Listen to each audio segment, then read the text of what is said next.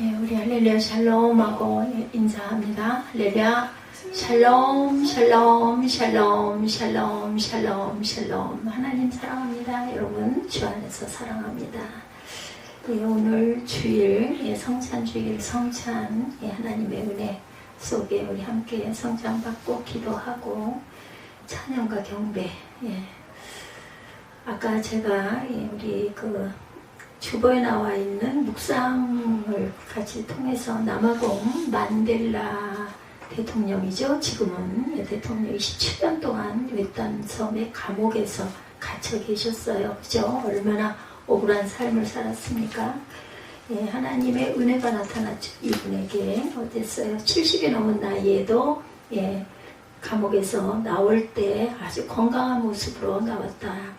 이 부분 제가 읽으면서 갈렙 생각을 했습니다.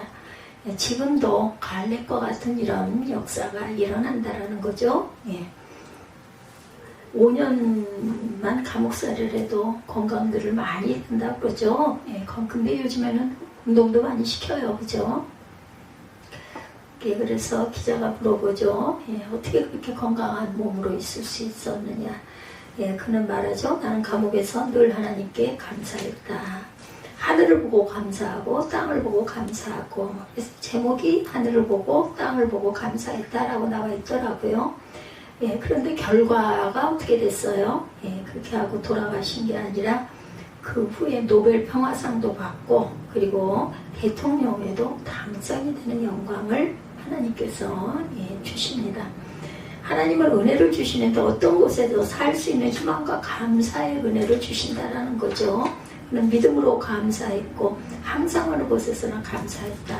그랬을 때 하나님께서는 이렇게 남아프리카의 첫 번째 흑인 대통령이 되죠. 그리고 인류의 희망이 되기도 했다라는 것.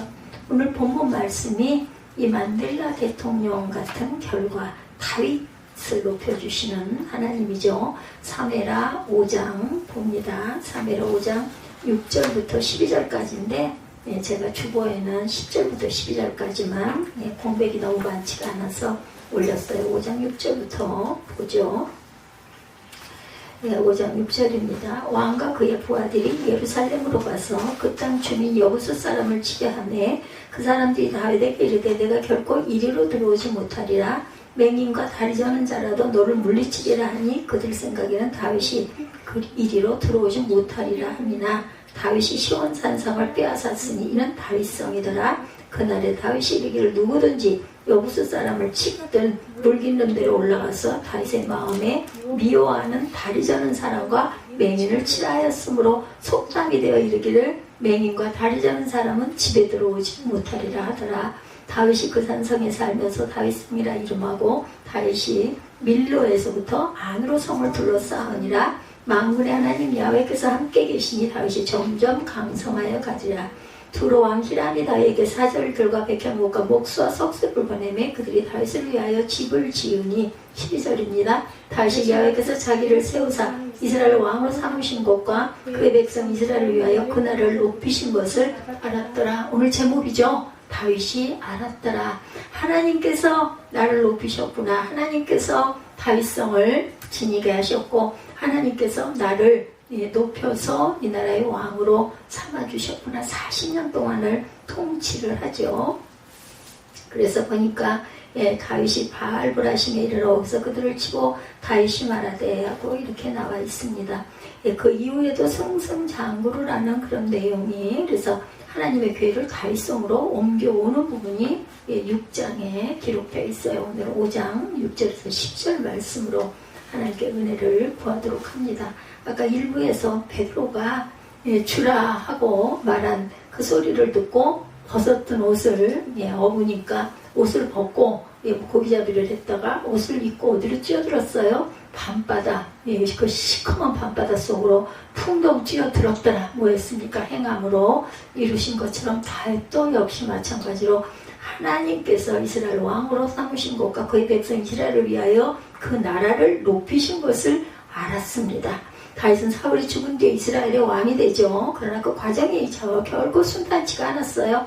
아직 사울의 자손들이 남아 있었고 백성들 가운데 그들을 따르는 그런 사람들이 많았습니다. 다윗은 먼저 하나님의 명을 받들어 자기가 속한 유다지파의 땅 헤브론으로 가죠. 유다지파 사람들이 다윗을 왕으로 추대합니다. 그래서 먼저 유다지파 한 지파 안에 왕이 되죠. 그래서 7년 6개월 동안을 그곳에서 헤브론에서 유다를 다스렸어요. 이때 사울의 아들 이스보셋이 이스라엘의 왕이 되어서 11지파를 통치하는 왕이 되어서 북이스라엘을 형성하고 있었던 거죠. 다윗은 유다지파 한 지파의 왕일 뿐이었습니다. 그리고 이스라엘과 유다 사이에 대립은 계속 시작됩니다. 하나님의 섭리 가운데 이스라엘 내부의 분쟁이 일어나서 이스보셋이 살해를 당하게 돼요. 왕이 살해를 당하죠. 그리고 다윗은 이스라엘과 전쟁도 하는 채 통일 왕국의 왕이 됩니다. 하나님의 은혜죠. 그래서 온전한 나라를 통일하게 되는 사건. 오늘 본문 말씀은 다윗이 이스라엘이라는 통일 왕국의 왕이 된 후 처음 했던 일에 대한 기록이 나타나 있어요. 바로 다윗이 예루살렘의 시온산성을 정복하고 그것에 왕궁을 세우고 이스라엘의 수도로 삼고 6장에서는 그죠? 언약과 하나님의 궤를 옮겨오는 그런 행사를 이루고 가죠. 왜 이스라엘의 왕이 되면 제일 먼저 예루살렘을 정복했을까? 우선 예루살렘을 정복함으로 하나님께서 이스라엘과 함께 하심을 확인하고 싶었던 거예요. 예루살렘은 가나안 땅 한 복판에 있으면서도 이방 민족 여부수 족속이 차지하고 있었습니다. 그곳을 아주 높은 난공불락의 지대라고 그러죠. 지형적으로 누구도 침입하기가 어려운 그러한 곳에 다윗성이 있었어요. 한때 이스라엘 백성이 가나안 정복고 차지했었지만 또 빼앗기죠. 오랜 세월 정복을 못한 채 보고만 있던 이스라엘의 정중앙에 위치한 남국불락의 성을 누가 이방 족속 여부수 족속이 그곳을 차지하고 있었습니다. 이제 다윗이 이스라엘의 왕이 되는 이 땅을 점령해서 드디어 가나안 땅을 완전히 점령하고 싶었던 거죠. 그러면서 여호수아가 가나안 땅을 점령할 때 하나님께서 함께 하셨던 것처럼 지금 하나님께서 우리와 함께 하심을 확인해 보고 싶었던 거예요. 우리도 가끔 그러잖아요. 하나님께서 나와 함께 하시면 내가 원하는 이거 분명히 하나님께서 이루어주실 거야. 이런 마음으로 우리 기도하죠. 다음으로 예루살렘을 점령하였어서 천도함으로 이스라엘 전체의 수도로 삼고자 했을 거예요. 이 헤브론은 이스라엘의 남쪽에 약간 치우쳐 있습니다. 우리가 지도를 잘 보질 않고 있어서 그렇지 이런 지형을 갖고 있어요. 이스라엘의 수도로서는 지정학적으로 좀 적절치가 않았어요. 그러니까 예루살렘은 지리적으로 가나안 땅 중앙에 있을 뿐 아니라 지형적으로도 아주 천연 요새여서 수도로 삼기에 적절한 곳이었다고 그러죠. 그래서 다윗은 예루살렘을 점령해서 그곳을 수도로 삼은 뒤에 효율적으로 이스라엘 전체를 다스리고 싶었던 거죠. 오늘 보면 7절에 보면 기록되어 있어요. 다윗이 시온산성을 빼앗았으니 이는 다윗성이라 이렇게 말하죠. 다윗이 남궁불락의 성이라고 여기시던 예루살렘의 시온산성을 점령했다라는 거예요. 어떤 과정을 거쳐서 시온산성을 점령했는지는 자세하게 설명되어 있지가 않습니다. 10절에 기록하죠. 만군의 하나님 여호와께서 함께 계시니 다윗이 점점 강성하여 가니라. 주님과 함께 동행하시기 바랍니다. 세상에 땅에 살 때는 이웃들과 잘 지내는 거 맞아요. 근데 믿지 않는 이웃들을 우리가 믿는 이웃으로 변화시키기 위해서는 우리가 잘 돼 가야 할 때, 또한 어려운 일이 있을 때, 하나님을 의지해서 문제가 해결됐을 때 이것을 주변 이웃들에게 보여줌으로 하나님이 정말 살아계시구나, 나도 하나님을 믿어야겠네, 나도 예수를 믿어야겠네, 이런 마음이 되게 내가 이끌고 믿음으로 이끌고 갈 줄 아는 그러한 하나님의 귀한 자녀들이 되시기 바랍니다. 하나님께서 다윗과 함께 하시기 때문에 예루살렘을 점령할 수 있었다는 거예요. 그리고 하나님께서 다윗과 함께 하시기 때문에 예루살렘 점령 후에도 어떻게 됐다고요? 점점 강성하여지니라. 다윗이 이스라엘의 왕이 된 후에 그렇게 정복하기 힘든 예루살렘을 정복했고 점점 강성해졌다. 그리고 그 이유가 바로 하나님께서 다윗과 함께 하셨기 때문이다. 우리가 뭐가 잘 안 되고 건강에 문제가 생기고 계속 문제가 끊임없이 일어날 때는 내 믿음이 어느 정도 어디에 와 있는지를 돌아보고 점검할 줄 알아야 돼요. 내가 예수를 믿는데 왜 맨날 이런 일만 일어나? 반드시 거기에는 이유가 있고 우리가 그것을 겪고 극복해야 할 분량이 있기 때문이라는 것을 믿음의 눈과 귀가 열리고 보이시기를 주님의 이름으로 축복합니다. 오늘도 마찬가지예요. 우리 그리스도인들과 가장 중요한 것은 하나님과 함께하는 것, 임마누엘이라는 것이 가장 중요하죠. 우리가 그리스도 안에 있고 그리스도께서 성령으로 우리 안에 계셔야 되죠. 이렇게만 되면 현재 상황이 어떠냐가 문제가 되지 않아요. 내게 능력이 있느냐 없느냐 그런 거 뭐 무슨 능력이 있어 봤댔자 얼마나 있겠어요? 또 능력이 없어 봤댔자 누구보다 뭐 얼마나 못하겠어요. 그렇죠? 뭐예요? 도토리 기생들이에요. 우리 인생들은. 그렇기 때문에 위대하신 하나님만 의지하고 갈 때, 그런 믿음이 될 때, 밤바다에 베드로가 겉옷을 입고 그 깜깜한 밤중에 풍덩 빠진 것처럼, 쫓아간 것처럼 주님이시다 하니까 그냥 옷 주워 입고 얼른 빠져가잖아요. 모든 제자들은 다 배에 그대로 있는데 베드로만 그랬어요. 믿음이 충만했기 때문에. 이런 실천적인 믿음이 있어야 된다라는 거. 행함이 있는 믿음이 아니면 뭐라고요? 죽은 믿음이라고 하죠. 이게 가장 중요합니다. 오늘 본문에서 다윗을 주목해 봅니다. 그럼 도대체 하나님과 함께한 사람의 모습은 어떠냐? 이것이 우리가 하나님과 함께하려 할 때 매우 중요한 교훈이 됩니다. 6절입니다. 왕과 그의 부하들이 예루살렘으로 가서 그 땅 주민 여부수 사람을 치려하매 그 사람들이 다윗에게 이르되 내가 결코 이리로 들어오지 못하리라. 맹인과 다리 저는 자라도 너를 물리치리라 하니 그들 생각에는 다윗이 이리로 들어오지 못하리라 하니나. 그랬으나 어땠어요? 치러 가서 점령하게 되죠. 한마디로 여부수 사람들이 다윗을 비웃었다라는 거예요. 네가 감히 여기를 와? 여기가 어떤 성인데 이랬다는 거죠. 다윗이 결코 예루살렘을 점령하지 못할 것이라고 굳게 믿었었다. 생각을 했었다. 실제 예루살렘 시온산성은 천연 요새라고 하죠. 예루살렘은 마치 길쭉한 고구마처럼 생겼어요. 생기기를. 서북 쪽에는 모리아산이 있고 나머지 부분은 세 골짜기가 감싸고 있습니다. 우리나라 땅 충청도만 하다고 하잖아요. 조그매요. 그렇죠.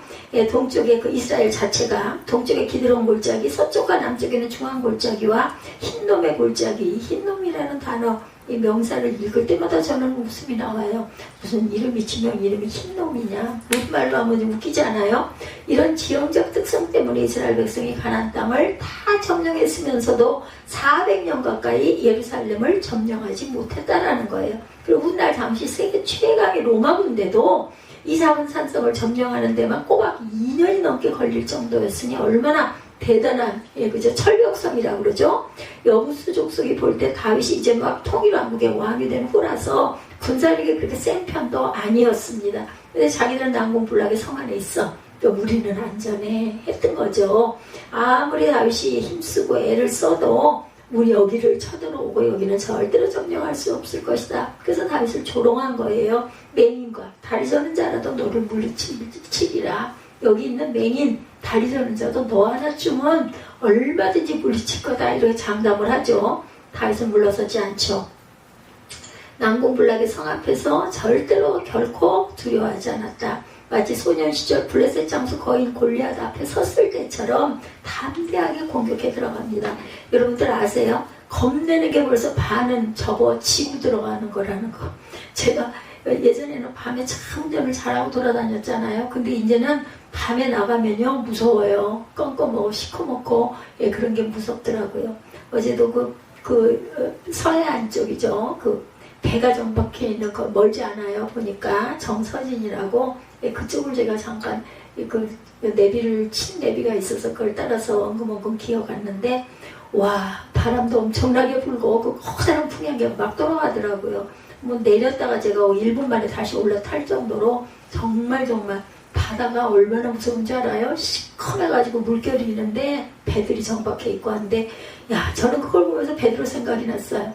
그 깜깜한 밤중에 여기보다 더 깜깜했을 텐데 제가 어젯밤에 생각한 건 어떻게 내다 하니까는 나를 오라 하소서 내가 좀 걷겠나이다 하니까 오라고 한다고 탁 내려서가지고 몇 발짝 걷다가 그만 주변을 보면서 무서워가지고 물에 빠져 들어가잖아요. 뭐예요? 아까 제가 말씀드렸죠? 두려움이 벌써 반 이상을 내가 치고 들어가는 거라는 거.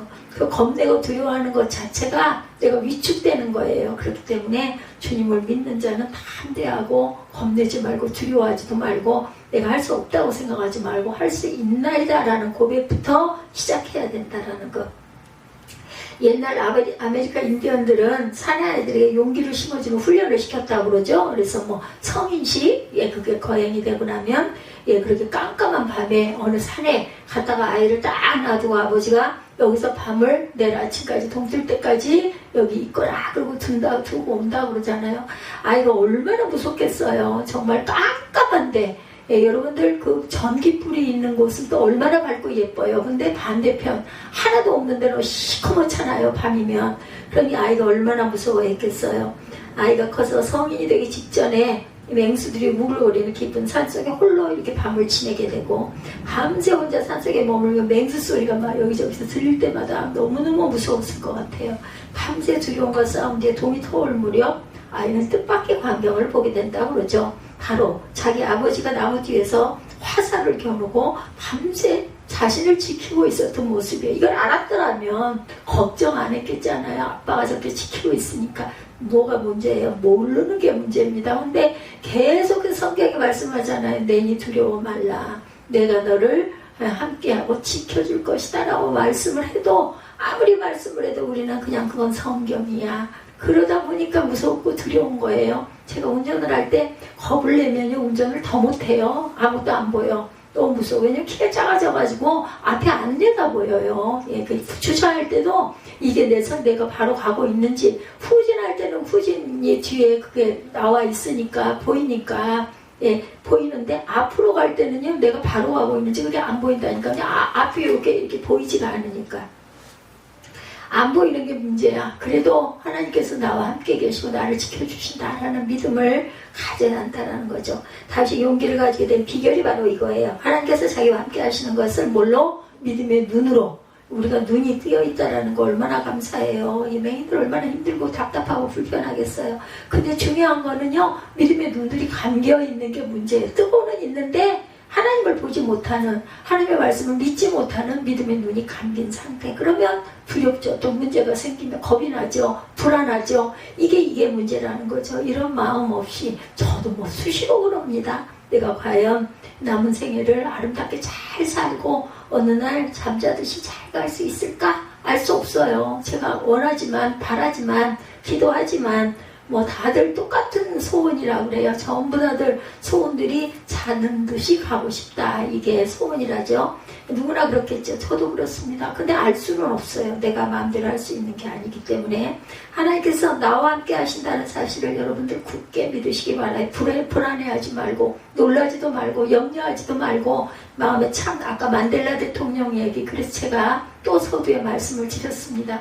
그렇게 오랜 세월을 감옥에 그렇게 갇혀 있었어도 70이 넘은 나이에도 나올 때 아주 건강한 모습. 왜 그러냐 했더니 나는 늘 감사했습니다. 감사처럼, 우리가 감사가 그냥 나와요? 마음에, 예, 그죠? 소망이 있을 때, 하나님이 나랑 함께 하신다라는 믿음의 고백이 있을 때 감사가 나오죠. 입술로는 감사합니다 할 수 있죠. 근데 실제 본인은 압니다. 내가 마음 안에 감사하지 않고 있으면서 그냥 립싱크를 하고 있는 건지 정말 감사한 건지 다 아닐 수 있어요. 그래도 거기서 감사의 제목을 찾으면 우리 일상에 오늘 하루에, 예, 어제 제가 그런 생각을 했습니다. 오늘 하루에 내가 수영을 다니는 게 정말 감사한 일이었구나. 정말 귀찮았거든요. 막 피곤하고 너무 죽겠고 안 가고 싶고. 그래 단 이틀 정도 안 가고 나니까 정말 수영을 간 게 그 스트레스가 하나도 없었던 것이 물속에서 둥둥 떠다니면서 내가 너무나 평강함을 누리고 느끼고, 그 바람에 남은 시간을 기쁘게 감사하게 밤에 잠을 자든 안 자든 상관없이 일 수 있었구나라는 것을 느꼈다니까요. 그게 중요한 거예요. 그 느낌이. 그렇기 때문에 우리는 늘 감사해야 된다. 마태복음 28장 20절입니다. 약속하셨죠. 볼지어다 내가 세상 끝날까지 너희와 항상 함께 있으리라 말씀하셨어요. 근데 그건 성경이니까 이렇게 생각을 하면 안 된다라는 거예요. 우리가 이 앞서의 말씀을 믿으면 다윗 같은 용기를 가지고, 믿음을 가지고 두려움도 떨쳐버리고 승리하고 나아갈 수 있다. 제가 그랬잖아요. 항상 하나님께 감사하는 마음, 자족하는 마음, 선줄로 생각할 때 넘어질까 조심하는 마음, 어떤 마음, 겸손한 마음, 그리고 행함이 있는 믿음을 가져라. 오늘 제가 초등부 처음부터 이렇게 기도했습니다. 중요한 것은 내 눈앞에 버티고 있는 난공불락의 예루살렘을 보는 게 아니고 지금 내 곁에 나와 함께 계신 주님을 믿음의 눈으로 보고 행하고 견디고 가야 된다라는 것. 중요한 거는 또 있어요. 오래 참고 언제 어느 순간일지 모르니까 가장 끝에 뭐가 있어요? 오래 참음입니다. 성령의 9가지 열매 중에 맨 끝이 오래 참음입니다. 다 잘했어. 못 견뎌. 한 끝을 못하고 에이 타고 나면 다 끝나는 거예요. 다 소용 와르르 무너지는 거죠. 다윗은 난공불락의 성을 어떻게 점령할 수 있을까? 길을 찾았어요. 앞에서 말씀드린 대로 예루살렘 성은 지형상 한쪽은 산으로 막혀 있고 나머지 세 쪽은 깊은 계곡에 둘러싸여 있습니다. 그래서 성벽을 넘어 침공에 들어가는 방식으로는 점령은 불가능하다. 그렇기 때문에 다윗은 남들이 생각하지 못한 방법을 찾아냅니다. 머리도 참 좋았던 사람 같아요. 굉장히 지리적인 어떤 그런 것도 굉장히 민감했던 것 같아요. 8절에 보면 물을 길른 대로 올라가서 이렇게 나와 있습니다. 5장 8절에 보면 그날에 다윗이 이르기를 누구든지 여부스 사람을 치거든 물 깃는 대로 올라가서 다윗의 마음에 미워하는 다리 저는 사람과 맹인을 치라 하였으므로 속담이 되어 이르기를 맹인과 다리 저는 사람은 집에 들어오지 못하리라 하더라. 다윗이 그 산성에 살면서 다윗성이라 이름하고 다윗이 밀로에서부터 안으로 성을 또 둘러싸는 성벽을 쌓는 일을 하고 있죠. 예루살렘을 침공할 때 지하로는 물길을 따라 군사를 투입하여 성을 점령했다라는 것입니다. 실제 예루살렘 성은 난공불락의 성인 것은 분명해요. 그러나 한 가지 예루살렘 성에는 아킬레스건과 같은 약점이 있었던 거죠. 그것을 안 거예요. 성 안에 물이 없다는 거. 그래서 성 남동 쪽에 있는 기온샘에서 수로를 땅 밑으로 파서 지하로 오르게 해서 지하에서 저수지를 만들어 놓았다. 그리고 성 위에서 수직으로 통로를 만들어 물을 길어서 사용을 했어요. 중요한 것은 이런 사실을 외부인은 정말 알기 힘든데 다윗은 이 사실을 어린 날부터 궁전에를 들어다니며 드나들면서 알았다는 거죠. 중요한 게 아는 게 힘이에요. 아는 게 힘. 그리고 또 더구나 다윗은 알았다 하더라도 하나님께 항상 여쭙죠. 묻죠. 뭐 했다? 기도했다입니다. 도대체 어떻게 다윗은 이 비밀을 알았을까? 그래서 하나님께서 다윗에게 주신 특별한 은사가 있었던 겁니다. 은사를 사용하세요. 하나님께서는. 한 가지 시정할 수 있는 것은 다윗은 예루살렘 근처 베들레헴 출신이었습니다. 어려서 목동으로 예루살렘 성 근처를 수없이 지나다녔을 거예요. 양을 치면서 계곡에도 내려갔을 것이고 성 근처 산에도 올라갔을 것이고 그러면서 이런 비밀 같은 사실을 알게 되었을 것이다. 그러나 수로를 통해서 침공에 들어갈 수 있는 일은 정말 위험한 일입니다. 수로가 좁기 때문에 소수의 비밀 특공대를 운영할 수밖에 없었어요. 역대상 11장 6절에 보면요, 다윗이 군사들에게 제안을 합니다. 먼저 여부스 사람을 치는 자는 우두머리와 지휘관으로 삼으리라. 여부스 사람을 치는 자에게는 지휘관이 되게 하겠다, 대장이 되게 하겠다라고 약속을 하죠. 이번 특공대 임무를 앞장서서 성공적으로 수행하는 사람을 군대 지휘관으로 삼겠다는 거예요. 그래서 요압이 지원을 해서 나섭니다. 군대 장관이죠. 나중에 장군이 되죠. 그리고 성공적으로 임무를 수행했고 다윗의 약속대로 군대 장관 역할을 그때부터 하기 시작을 합니다. 다윗은 불가능한 일, 그야말로 미션 임파서블을 생각해낸 거죠. 요압은 그 임무를 수행해냈고, 그러니까 하나님께서 함께 하시는 사람 다윗의 길을 찾아낸 거예요. 이스라엘 민족을 다른 말로 히브리 민족이다 이렇게 부르죠. 이 히브리라는 말은요, 하비루라는 말에서 왔어요. 이 하비루라는 말은 건넌다라는 뜻을 갖고 있습니다. 건너다.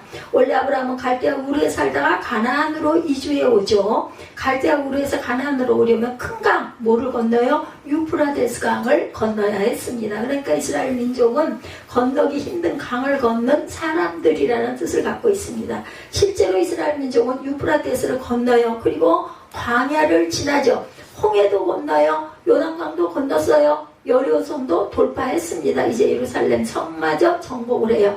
불가능한 난관들을 극복한 사람들입니다. 이스라엘 사람 민족이 바로 미션 임파서블을 완수한 사람들이라는 거죠. 중요한 것은 이때 위대한 지도자들이 길을 찾았다라는 것입니다. 미국의 한 신학교를 방문한 그러한 그 내용 탐방기입니다. 그 신학교 브로슈어에 쓰여있는 문구를 읽고 공감을 했다라는 기록이 있어요. 영적인 리더는 세 가지를 꼭 알아야 한다라고 기록되어 있더랍니다. 첫째, 지금 내가 어디에 있는가? Know where I am. 예, 지금 내가 어디로 가고 있는가? Know where I am going. 그리고 마지막 셋째, 내가 그곳에 어떻게 도달할 것인가? Know how to get there. 이렇게 적혀 있더랍니다.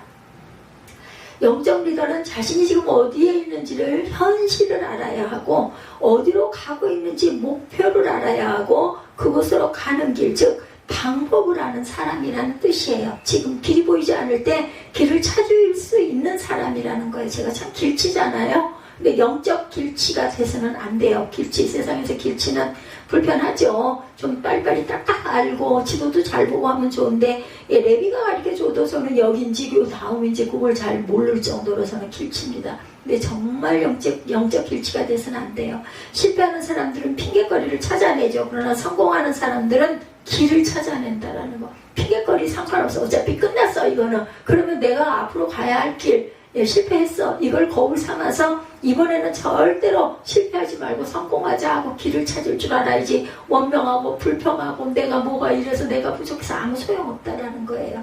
그래서 항상 남들이 찾지 못하는 길을 찾아내는 사람들이 성공하는 사람들이다. 은혜를 알죠. 12절에 보면 다윗이 여호와께서 자기를 세우사 이스라엘 왕으로 삼으신 것과 그의 백성 이스라엘을 위하여 그 나라를 높이신 것을 알았더라. 오늘 제목이 알았더라입니다. 예, 그 나라를 높이셔.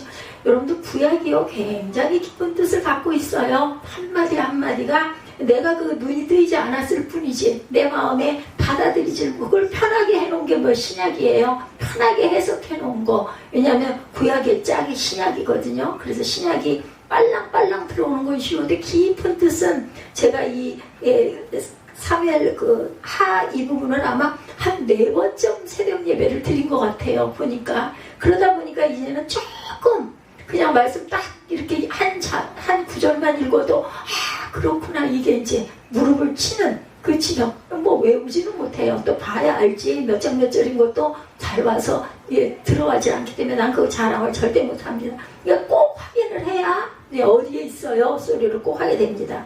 다윗은 난공불락에 산 예루살렘을 정복하고 다윗성을 세우고 그것을 이스라엘의 새 수도로 삼고 난 후 2가지를 알았다는 거예요. 하나는 하나님께서 자기를 이스라엘의 왕으로 나를 삼으셨고 또 하나는 하나님께서 이스라엘 백성을 높이시려고 이곳을 점령하게 하셨다는 것을 다윗이 알았다는 거죠.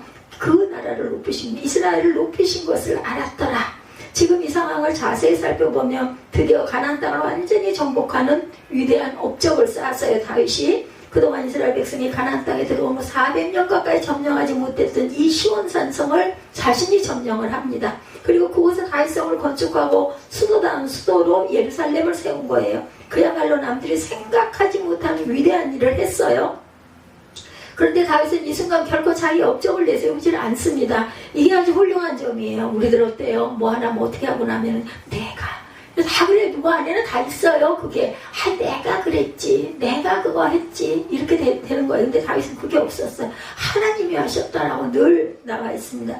자기가 남다르다고 절대로 스스로 높이질 않습니다. 근데 다윗은 이 순간 결코 자기 업적을 내세우질 않죠. 높이질 않죠. 모든 일은 누가 하나님께서, 하나님만이 나를 인도하셨고 나를 높이셨다. 자기가 이스라엘의 왕이 된 것도 하나님께서 하신 일이고 이스라엘이 예루살렘이라는 수도다운 수도를 갖게 된 것도 하나님이 하신 일이다. 이스라엘 민족을 높여주신 것도 하나님이 높여주셨다. 사무엘상 15장 12절에 보면 사무엘이 사울을 만나려 아침에 일찍 일어났더니 어떤 사람이 사무엘에게 말하 이르되 사울이 갈멜에 이르러 자기를 위하여 기념비를 세우고 발길을 돌려 길갈로 내려왔다 하는지라.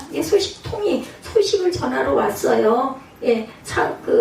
사울이 갈멜에 이르러서 기념비 세웠대. 그리고 발길을 돌려서 길갈로 내려갔습니다. 지금 이러이러합니다. 하나님께서 사울에게 아말렉을 치라고 명하셨어요. 사울이 하나님의 명을 받아 순종하여 아말렉을 쳤어요. 대승을 거두죠. 근데 대승을 거둔 이후에 사울이 보인 태도에 문제가 있었어요. 기념비 세워요. 자기 기념비. 내가 이걸 이걸 점령했다 인 거예요. 이렇게 하면 안 되죠. 재단을 쌓았어야 되겠죠. 사무엘 하나님께서 사울을 왕으로 세우신 것을 후회하신다는 말씀을 듣고 큰 충격을 받습니다.